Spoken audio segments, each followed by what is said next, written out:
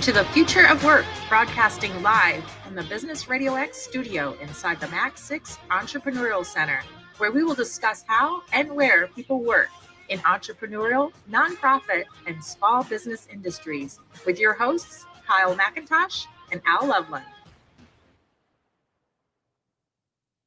Hi, everybody. This is Al Loveland, and welcome to episode 2, season 2 of The Future of Work. I'm here with my boss, Kyle McIntosh. Yeah. And we have our distinguished guests, Mr. Ben Johnson, who, with his knowledge, we should probably start calling him Dr. Johnson. And then we have Austin Miller over here. So what we're going to do is we're going to talk today about what I like to call the things that you can't do at home. One here at MAC6, we have a space for companies that are up to about 100 up there with Moxie. And we have people that come in for virtual offices, but then also come in for space for up to 20 hours. And one thing that I want to kind of stress today is that how we as individuals, the connections, the interactions we have that are positive to the growth of your business, but also, you know, for myself when I was here to my psyche. So Austin, we're going to start out with you and just take us through like your journey. Like I always like to say from where you graduated high school or college to what got you here today to MAC6. Okay. Yeah. Thanks, Al.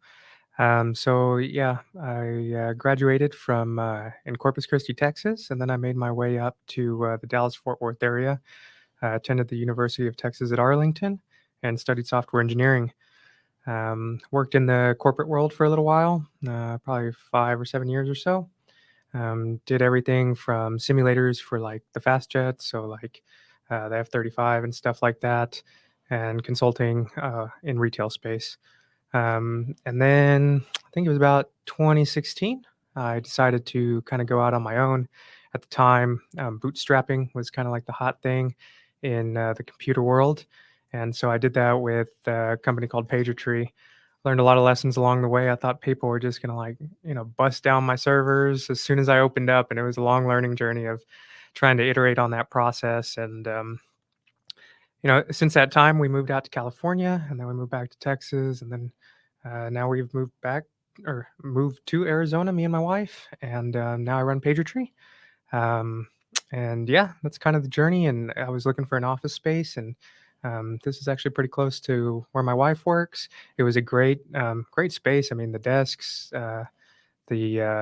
as well as like the rates were really good. I was renting back in Texas as well, and the rates were a lot better here, and the space was a lot nicer and real modern. So I like that. Okay. Ben, how about yourself?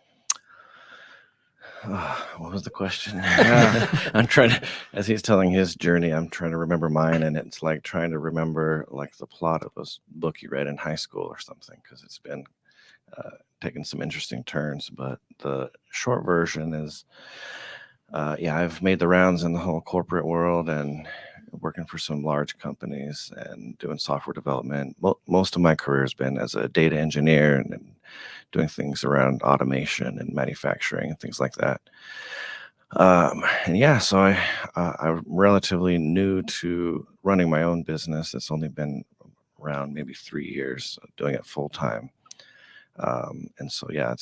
I first came to MAC6 through a branding agency that I was a software developer for. And I remember we were in a small little office, and we were looking for a co-working office to move to. So we went to, several different ones, and we all voted, and this one was closest to my house. So this is the one that got my vote. I'm really glad I did, because, when I left the company, I got a better opportunity. And so I went up to Mike Jones at Resound. I said, hey, a couple of questions. One, is it okay if I quit? And then 2, is it okay if I just move to the row of desks behind you? Is that going to be awkward? And he laughed, and he's like, oh, no, actually we were, they were moving away from software development and into something else. So I was thinking he was, probably trying to find a nice way to maybe let me go anyway. So he's like, oh, darn, you're going to leave? Oh, okay. But no, it was great working with them. And then I was working for another company based in Texas also. But I'm here in Arizona. And so they paid for my desk for me for a few years. And then then COVID happened, and so I'm like, oh, that shifted things around a little bit, and so it's kind of. And now I've got my own business, and I'm added as a co-founder for another business. I'm trying to convince them to.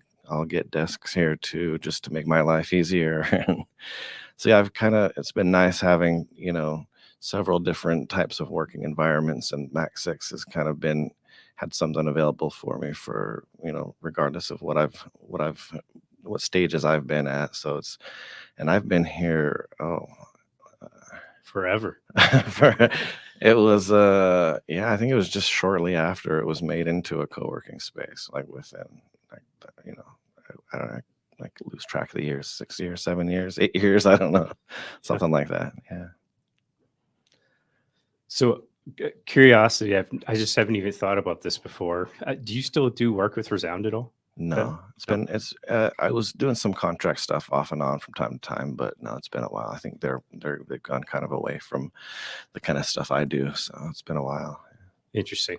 They're still in the space, still in the building, Yeah. More traditional office space now, and outgrew what's going on in the co-working space for them. But yeah, I mean, these stories are personally fascinating. Just sit back and watch people grow and transition and sort of figure out what they want to do with their lives. And how do you, I mean, both of you kind of started off corporate and went to this, I think I'd rather do something on my own.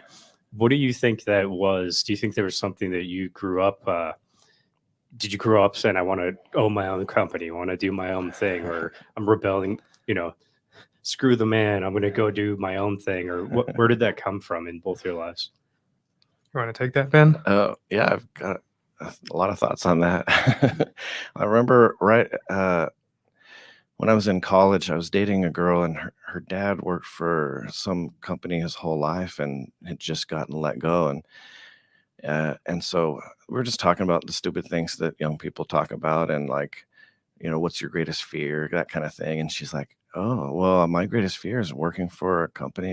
You're working is to have that happen. What happened? You put your whole life into a company, and then, you're 5 years away from retirement, and then they let you go. So she's like, just that thought of just getting let go at the end like that is my greatest fear.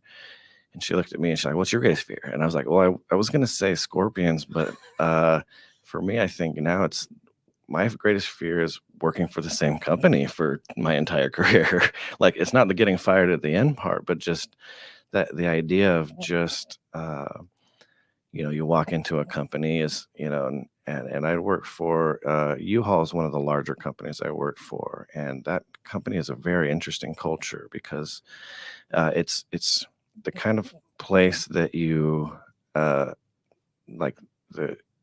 you clock in, you put your hours in, and you clock out, and you just kind of don't think about the job after that. And they reward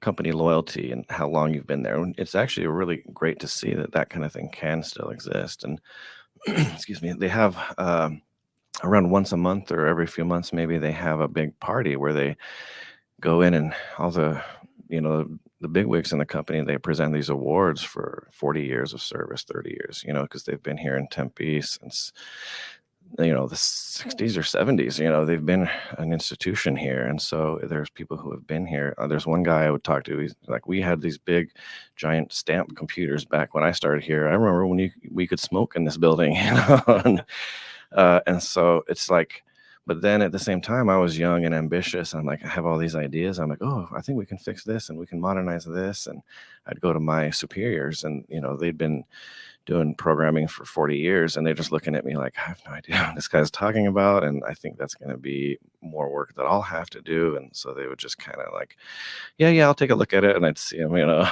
shuffle it under their pile of papers. And so for me, it was like, the pace was just too slow. It's the kind of place I would love to work at when I'm 60, but I just couldn't. That's kind of when it kind of clicked for me. Like, I don't think this is for me. I need to move fast. I need to be learning new things. And again, I don't want to give that power into a corporation to say, oh, we don't need you anymore. And then my skills are no longer sharp and I'm no longer marketable. So that's kind of when I made a conscious decision to not do that. How about you, Austin?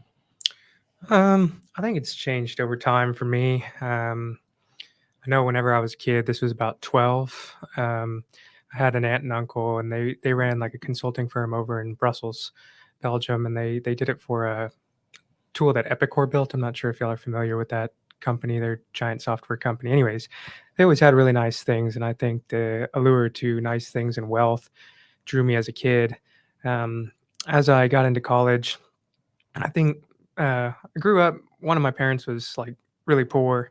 My parents were divorced, and my dad was just kind of cheap on the whole. And so, the allure to that wealth. But then whenever I got into college, I was like really, really broke. And so I think that kept going. And so the allure of like some sort of financial freedom where I wasn't just keeping up with the bills. And then I worked in the corporate sector, and I think I was pretty diligent about saving at that point, but I think you start to put two and two together and you realize you're never going to make it out. You're always just going to be kind of going along. If you go down that route, and entrepreneurship provided like a lot of that freedom. I think additionally, it changed in college a lot when I went through my internship and got my first job, in that I had a lot of skills to do things quickly, but there was a lot of red tape in the corporate world, and it frustrated me a lot. That time I was also training for Ironmans, and young college, learning a little bit more about yourself and your abilities. And so at that point I had nothing to lose, had no money, just graduated college. And so makes it a lot easier when you got nothing to lose and everything to gain. So at the time it was a lot of fun, because the bootstrapping in the software space as a solo person, I mean, the tools were just coming into the space. It was so exciting, because you could do it all on your own. You didn't have to have servers in your bedroom. The cloud was coming out. Man, to make that first internet dollar, that was like I'm making money fall from like the internet. So that was it changed over time, but that's kind of where it came from. Yeah, I think that like as I think about you, I hear your stories.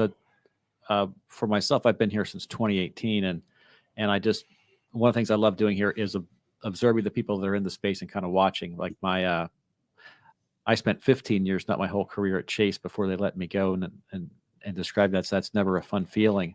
But like part of what I had to do was go back and just watch things. So the one thing that I kind of see from your two experiences is that, Austin, you were always a machine. You'd sit down at your desk, I'd look over, and you wouldn't look up from your office. You would just sit there and work all day.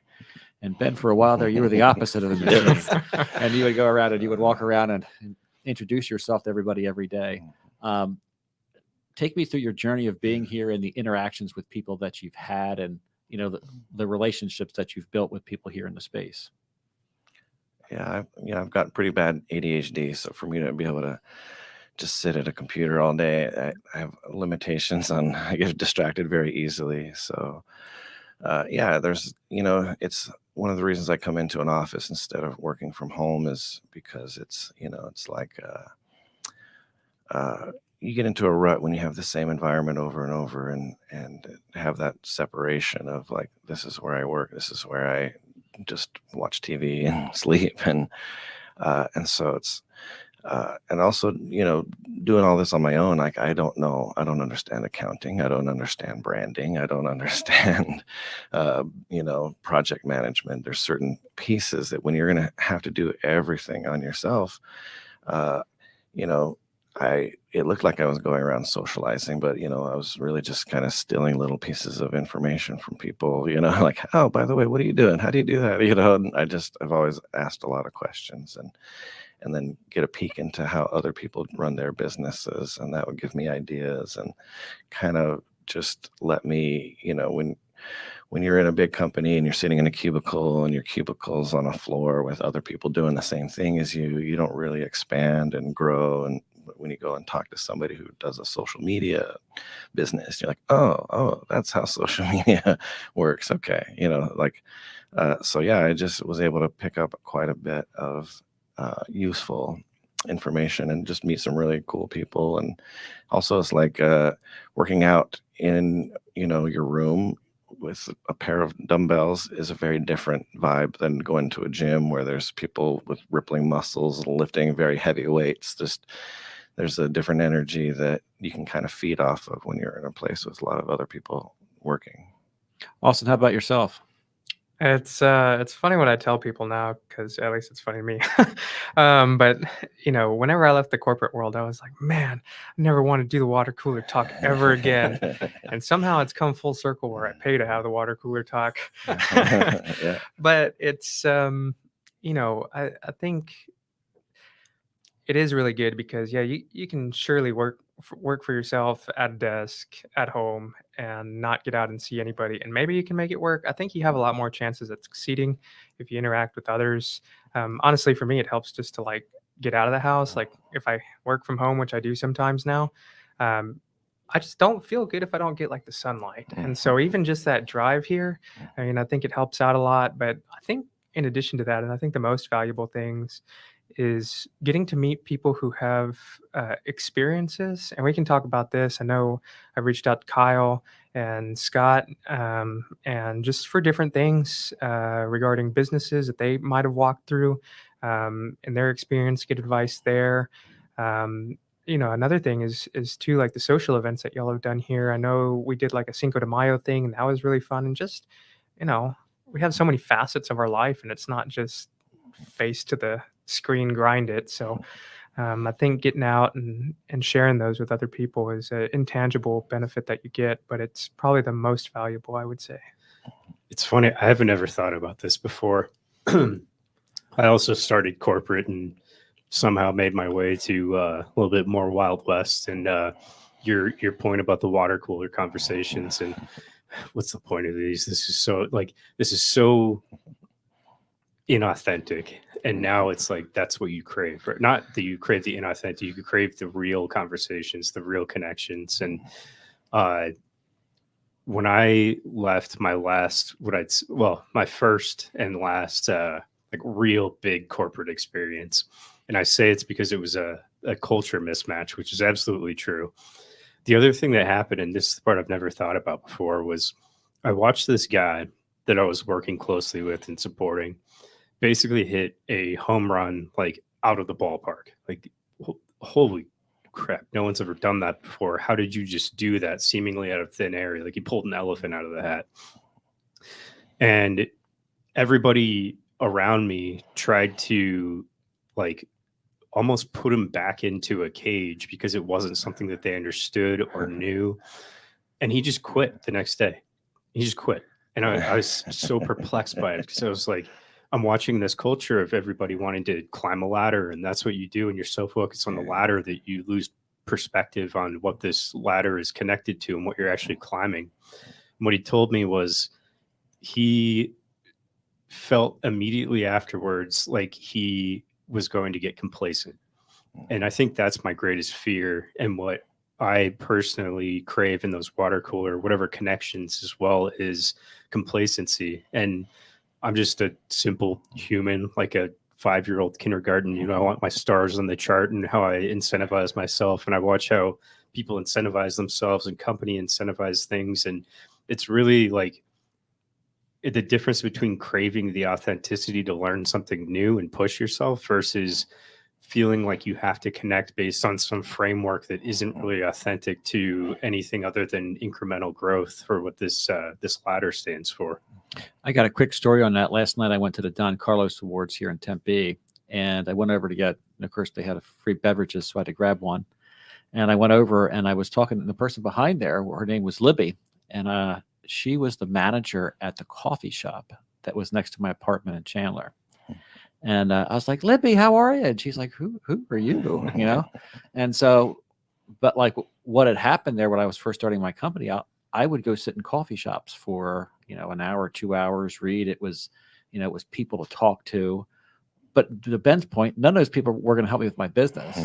None of them were going to lead me to anything. And I remember that when I moved over here to Tempe, like my story about finding the place was I was talking to a gentleman I met at a Tempe Chamber event, and he said, hey, let's meet at MAC6. I said, give me the address. I Googled it, and it was literally across the street. And so I walked across here, and then I went back and I joined in June of 2018. And it's like, I think that like when when I was sitting at home, I was sitting there and I started to go to the library. So I just could just be around people like what you're saying, Austin, about craving those conversations. And then after a while, I was able to find people that were able to help me with my business and help me grow personally, because the people in the coffee shops weren't.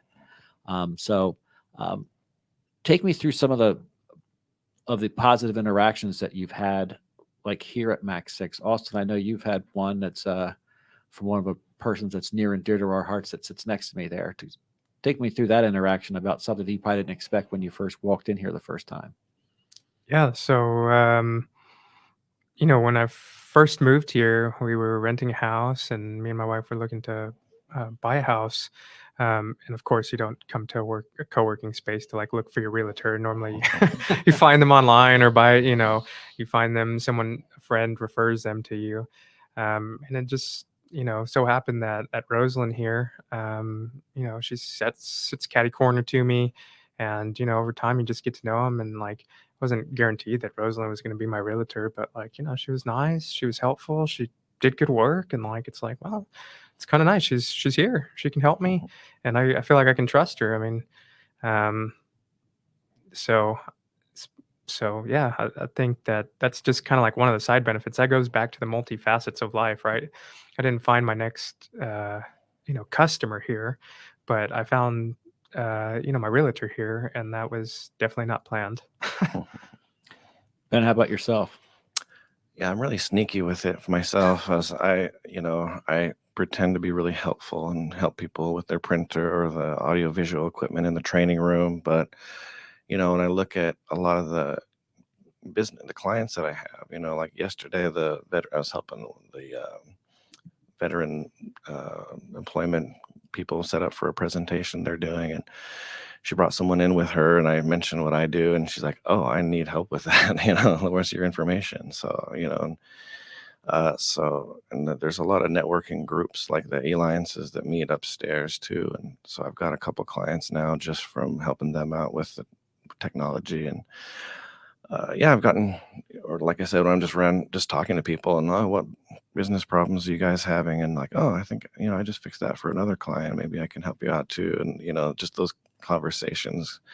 Like, I don't even have my own website. I don't do any marketing of any kind. I just help people with solving small, simple problems. And then it's like, oh, you solve this problem, and they trust you to give you a bigger problem, and it just kind of builds from there. So I've had a lot of really good, just the SciTech Institute, Jeremy over there. I've gotten, he sends a lot of people my way, because anytime somebody mentions AI or, automation, he's just like, oh, here's Ben's info, give him a call. So yeah, it's just like the word just kind of gets out naturally. And I prefer that kind of growth rather than just trying to force yourself or, do stereotypical sales or marketing.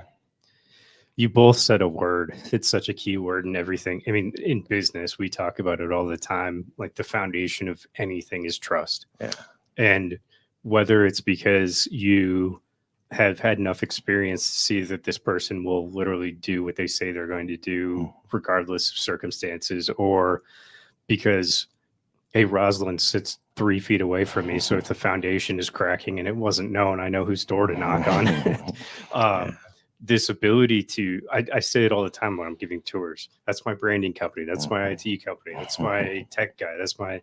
And it's interesting that whether through forced or just natural or whatever, that is the biggest outcome of being around you guys in this type of space, is like, oh, these are my friends. These are my people. This is my tribe. And I know who I can talk to about someone that can get, this type of work done. To Ben's point, I don't know anything about lots of stuff, but I love learning from people and just knowing the people that love that part of life and being able to connect with that. That's the coolest part of being here every day.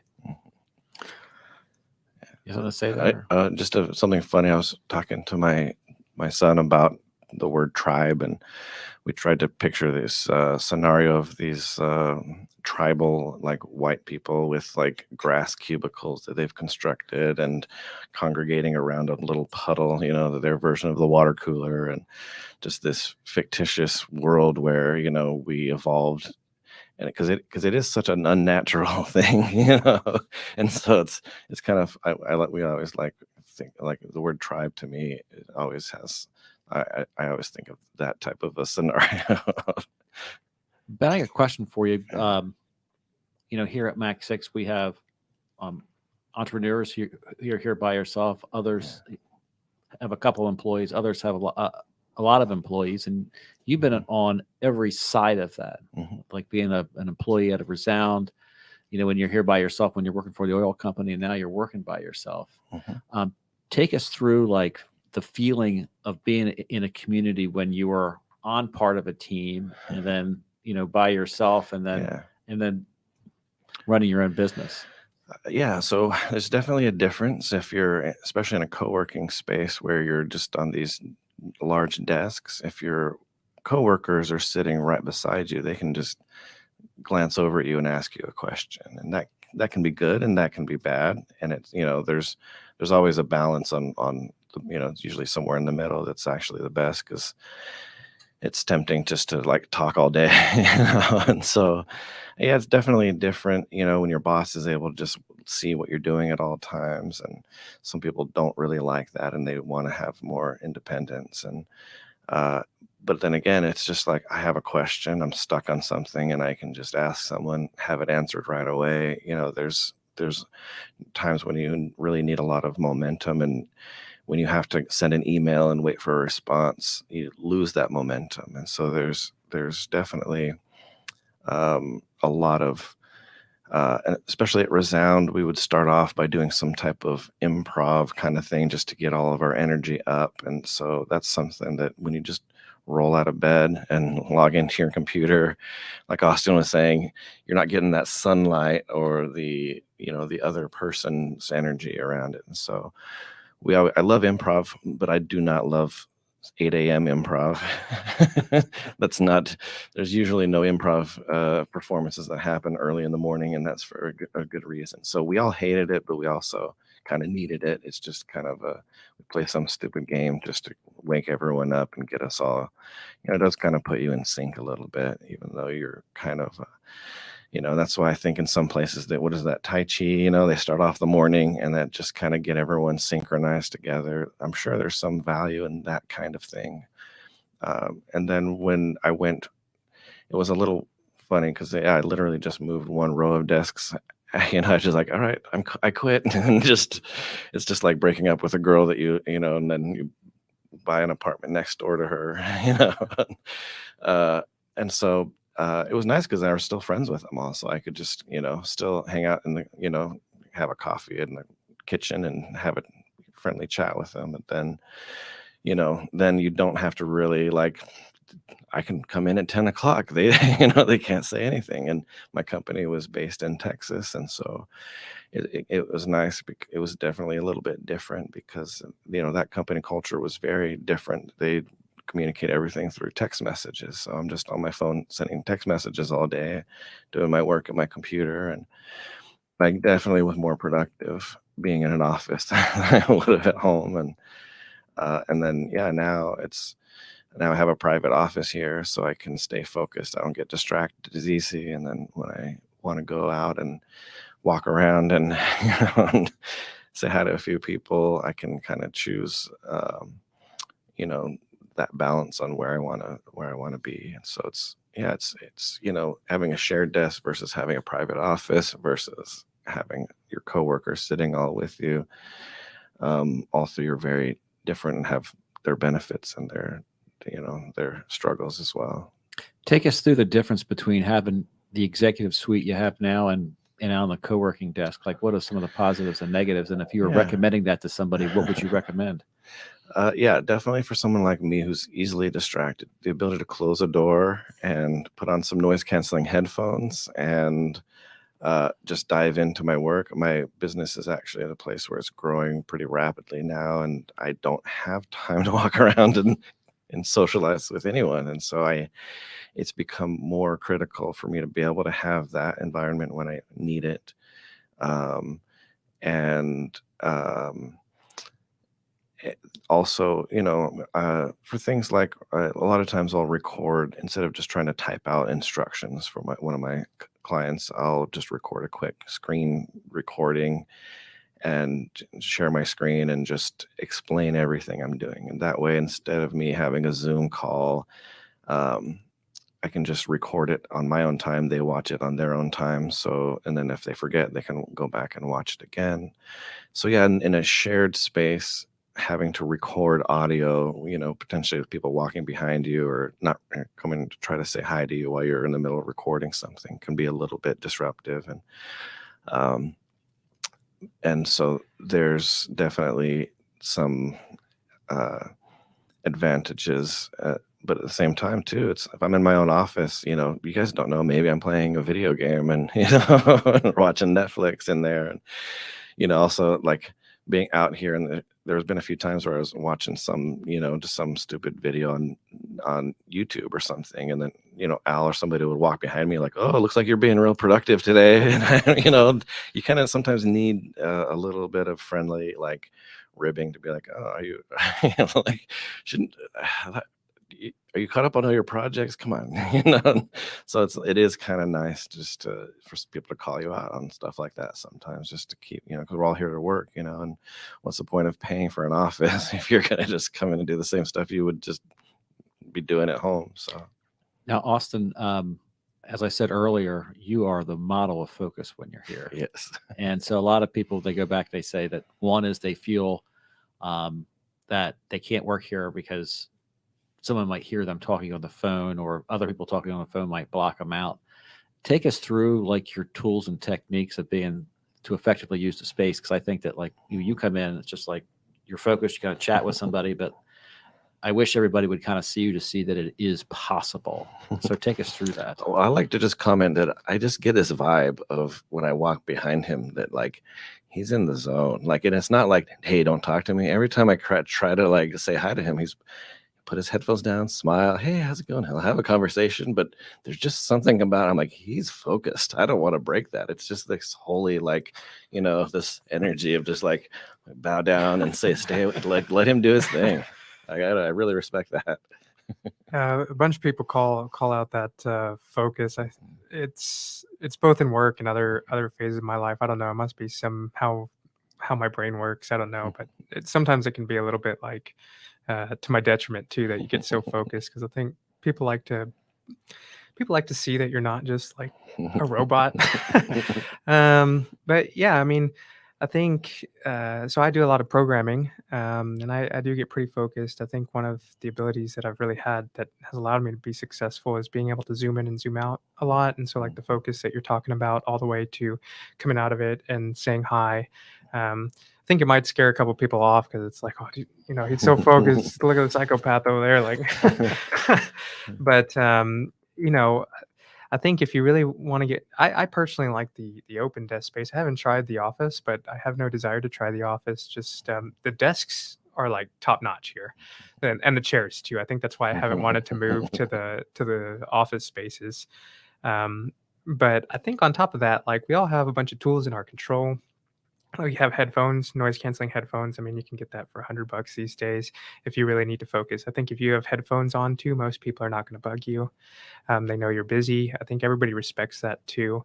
And then on top of that, I do like the fact that I can take a conference call or just a quick call without having to go into a booth or anything like that. But it's like a mutual respect amongst everybody that you're not just on calls all day. But it's also open enough where you can have that Zoom call if it does come about. And I guess I really do like being able to hear other people on their conference call. Not that I'm listening to them, but just hearing that like I'm like working amongst others makes you feel like you're not. I mean, you're just not at home working, in your own office, and it's not quiet. And I like that. Kind of gives you like that background noise. Can you each tell your selfish plug for both of you guys, like a little bit about what you do for your companies, for your work? What do you do for work? And sub sort of part of that is both. I know both of you are in tech, which could be so ethereal at times for people. Of what does that mean? It's just this ever growing, like, whoa, look at all this cool stuff we can do. Do you ever step back and think about the impact you guys are having or the things you're learning and how you bring this sort of connectedness thing, like the important things we're talking about here, through your work to other people, as opposed to the novelty of just a sale of another tech thing that's out there? Curious about both those. Yeah, so I think one of the things that have been cool is like I do PagerTree, which is it's like an on-call software. Think about like how nurses go on call and they'll get paged in the middle of the night. Well, IT people do that. I cater the IT business. Engineers do that as well, and so that's what my software kind of caters to. I don't get customers in here, but one of the things that has been great, and we haven't talked about it yet, but I think we talked about getting a lot from the space, but I think the other piece is like giving a lot into the space, and you don't necessarily think about what you're giving. But for example, like Ben, who wasn't able to make it on the show, I know we've talked about just like tech stuff in general, and it doesn't have to be like, oh, I'm giving him advice or he's giving me advice or I'm offering a tool, and it's this dialogue that happens naturally. And I think that is really useful. Or like Ben's all about AI. I am actually like pessimistic about AI, but Ben knows like the ins and outs, and it's really cool to see how his mind works and how he applies it, because it's like I wasn't thinking of that.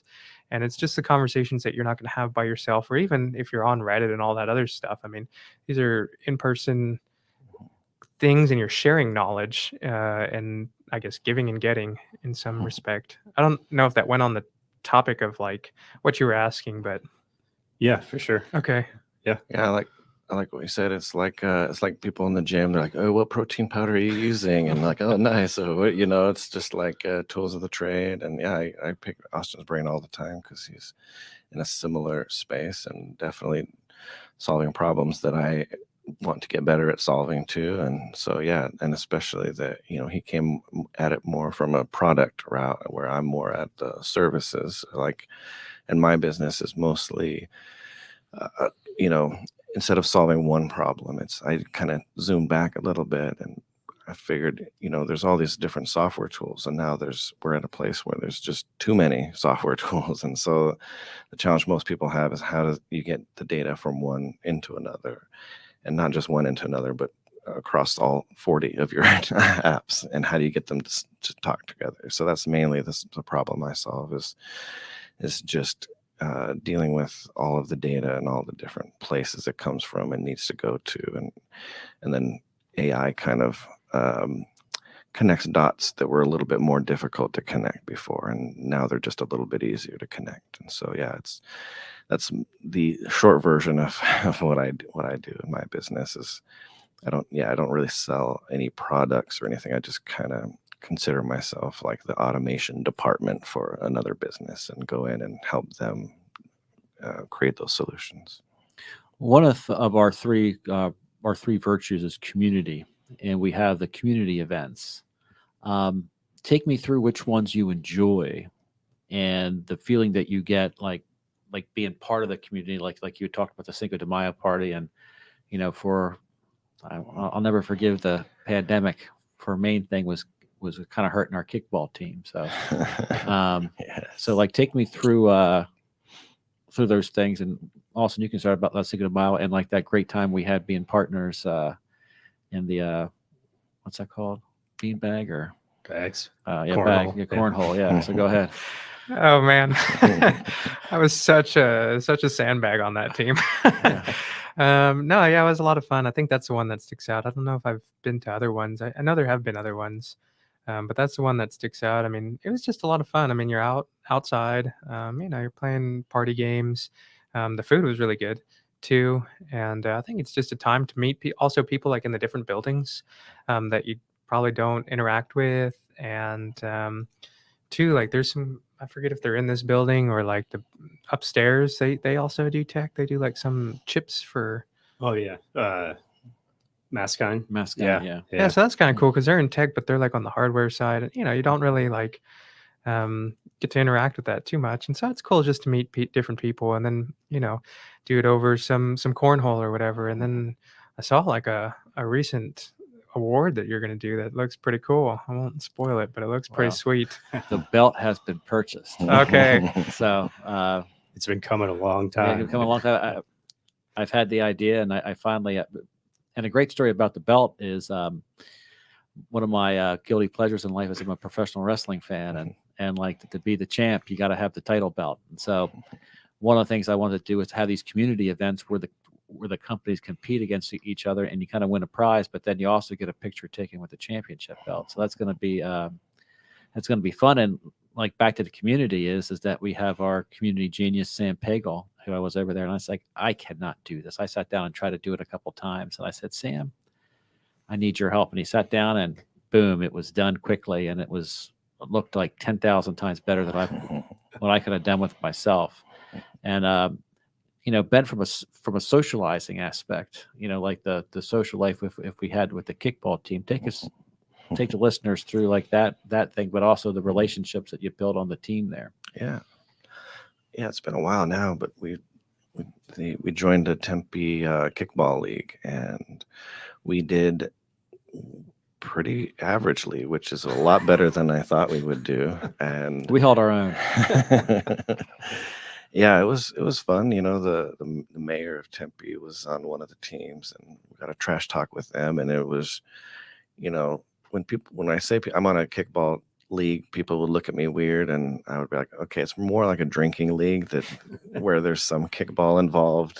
But no, it wasn't really about playing the sport. It was more just when you're working for a big company, that's one of the nice things is there is this company culture. A lot of people spend more time with the people they work with than they do with their own families, and so.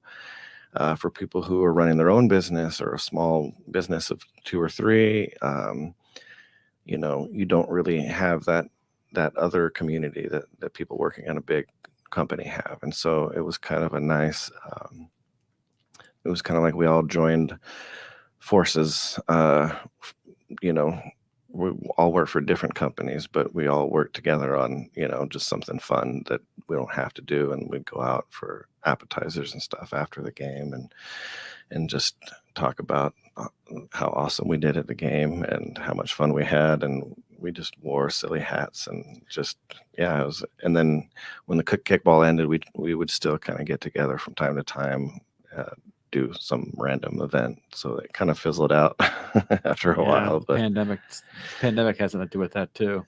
Yeah, but it was definitely a lot of fun. I think I talk to people. I used to be perplexed by this thing where some people on Earth are opposed to competition because it seems like this proof of I'm better than you, or you're better than me, or that guy's better than that guy, or whatever. And it's interesting, like dynamic as I've seen both corporate and otherwise, where you're literally in competition with other people for the same set of resources in some circumstances. If you're working for a company and you're trying to climb a ladder faster than the person next to you, versus theoretically, we're all in competition with each other as we enter into this space every single day, but not against each other, but against ourselves and with ourselves, where if Al comes up and says, Ben, why are you watching that YouTube video? You should be doing, like just ribbing him, or I walk by and see Austin's in the zone, or Al teaches me something about management that just blows my mind or whatever. And it's really like pure competition is not to, it is to define a winner and a loser in a circumstance that's time, like at this time, only so that both can become better. And I think that's the dynamic I watch around here all the time. And like with everyone here is that, we're all in competition with just this time we have together on Earth and what we can get done and what we can do for each other. But I'm not against Austin. Austin's not against me. Austin's not against Ben. We're all sort of on the same team, whether it's literally a kickball team or against the mayor and giving him a hard time about hey, fix the potholes. How do you like that home run? You know, Right. but it's something that's pretty special. I see all the time here is that it's taken in a way that's like to build each other. I want to beat other people. I love getting beat. I do, because that's the best way you can Well, your learn. fantasy football record shows that. So. Oh yeah, Yeah. I am putting on a clinic at learning in fantasy football this year. Actually, one last question for you guys before we start wrapping up is I was writing down home hybrid here. Like you have those different things that you're here, you can be at home. We have this hybrid working world. Take us through like that flow of like, hey, so I might work from home. That's one of the things I'm a little bit sad with since I started here at MAC6 in June was that, it's that flexibility of saying, I'm going to roll in at noon today. I'm going to eat lunch at home. Then I'm going to come in or, like what you said, I'm going to show up at 10 o'clock and not have to worry about it. How do you kind of balance that stuff between like going into the office and does that really kind of help like kind of having that flexibility? Austin, go ahead.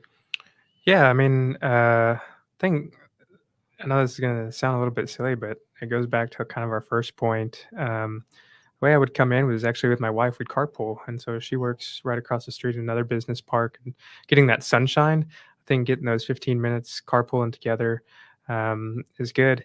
And so I really enjoyed that. But I normally will come in based on that schedule. When I do come in, a lot of times I want to make sure I have a full day's worth of work, so I can, as entrepreneurs, I mean, we don't always have a full day's worth of work. But when we do, we get down and cracking the business. At least I do, and I like to kind of batch my work a little bit in that aspect. I don't want to do 2 hours of work and then just sit around for a while. Like, got house projects and other stuff I can do. So that's kind of my decision. Sometimes it's purely from a social perspective, though. Like sometimes I don't have too much work. I can make up a little bit of work to do, but it's just like come in and go have lunch or whatever it is. There's other things to do besides just, yeah. Okay. How about you, Ben?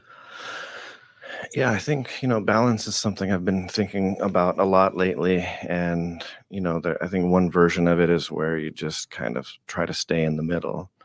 And I don't think that's as healthy because then, you're not getting in the sunshine, the metaphorical or otherwise. And as you guys know, I spend quite a bit of my time just traveling overseas. And, so I think one version of it is you're just working from your home all day, every day. And then you're just looking at the same walls and you're not really experiencing new things. And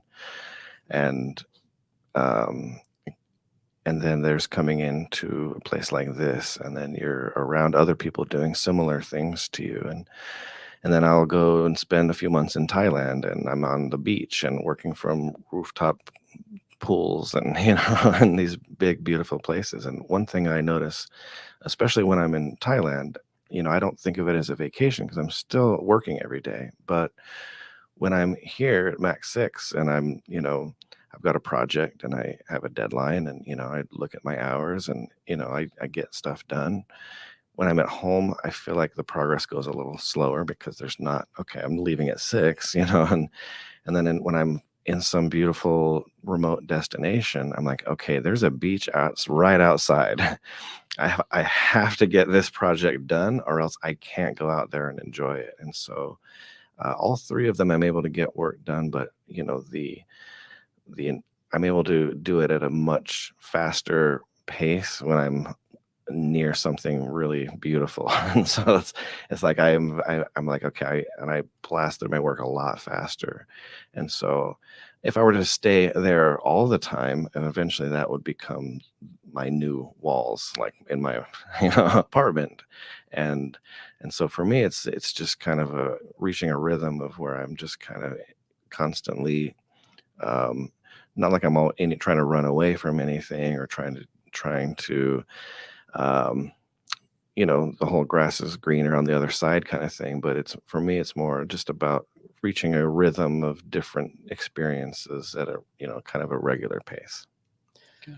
So I'm interested in both of you. Pretend for a second. I mean, we've been talking about MAC6, where you work, the type of work is a part of what we're talking about here. But pretend for a second I'm a CEO of a company that's about 25 people.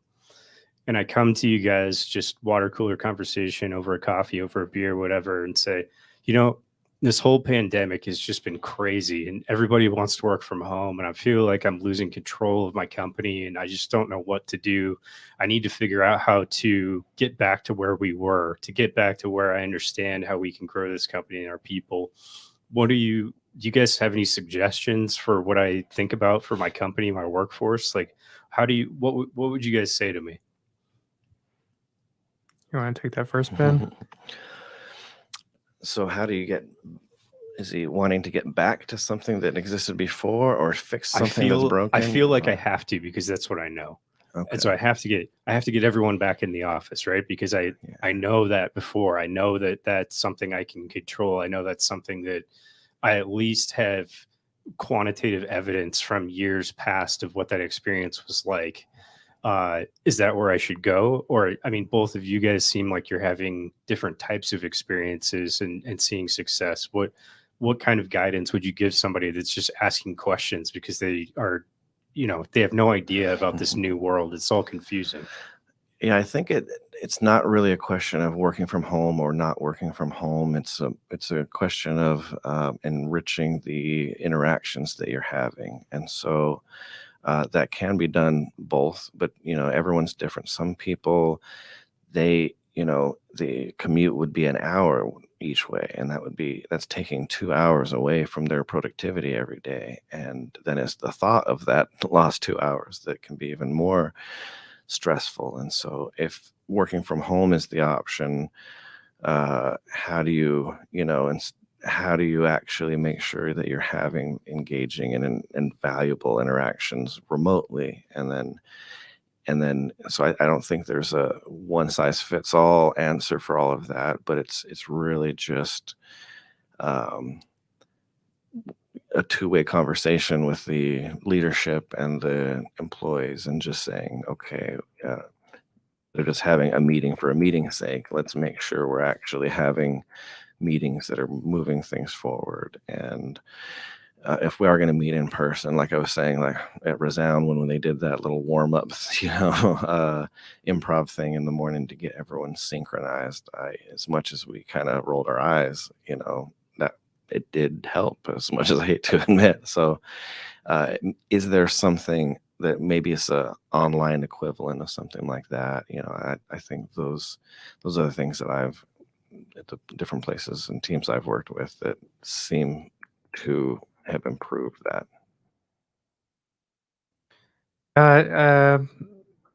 It's hard to have a blanket answer for something like this. I think if I were talking to someone just generically about it, I'd probably say, if walls are built to keep people out, they definitely shouldn't be built to keep people in.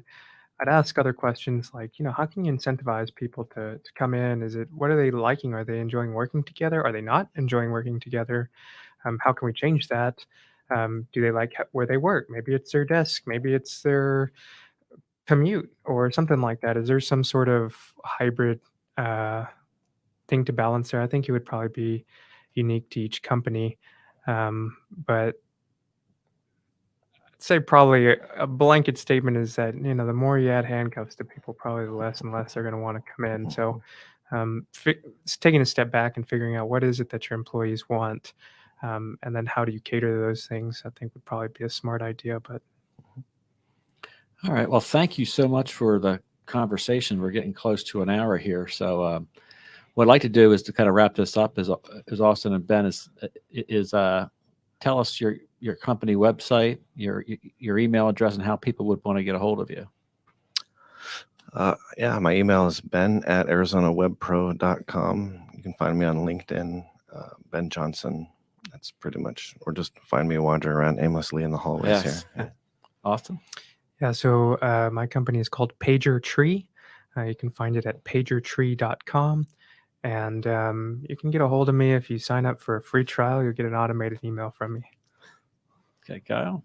Well, I don't know if it says it in our outro or not, but MAC6.com is how you get a hold of MAC6. And you can come and find, Al or I or anyone on our team to give you a tour, or you might find Ben wandering the hallway. So maybe he can give you his own tour. But no, thank you guys both. Yeah, I appreciate your time thank today you. and your insights and stuff like that. And thanks everybody that made it through the hour here, The Future of Work, where we talk about topics that are about the future of the workforce, what you're doing and where you're doing it. Thank you. You've been listening to The Future of Work with Kyle McIntosh and Al Loveland. The business world is changing around us. Why not thrive in an environment of flexibility, growth, and community?